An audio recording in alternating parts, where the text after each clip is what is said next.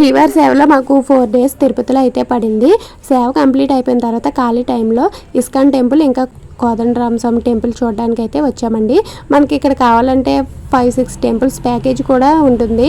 శ్రీనివాస మంగాపురం, అలివేలు మంగాపురం, ఇంకా ISKCON temple, Kodandarama temple ఇలాగ అయితే ప్యాకేజ్ కూడా ఉంటుంది. అయితే మేము ఆల్రెడీ ఆ టెంపుల్స్కి అయితే చూసేసాం కాబట్టి ఇస్కాన్ టెంపుల్, కోదండరామ టెంపుల్కి సుమో అయితే మాట్లాడుకున్నాము. మేము 9 members కాబట్టి పర్సన్కి వచ్చేసి 60 rupees అలా పడింది అనమాట.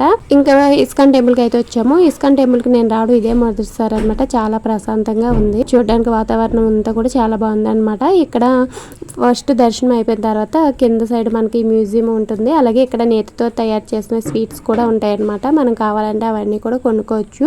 అలాగే కింద కూడా ప్రసాదం అనేది పెడతారు. తర్వాత కోదండరామ స్వామి టెంపుల్కి వచ్చి స్వామివారి దర్శనం కూడా చేసుకున్నాము. ఈ టెంపుల్కి ఆపోజిట్ లోనే ఆంజనేయ స్వామివారి టెంపుల్ కూడా ఉంటుంది. అక్కడ కూడా దర్శనం అయితే చేసేసుకున్నాము. వీడియో నచ్చితే లైక్ అండ్ సబ్స్క్రైబ్.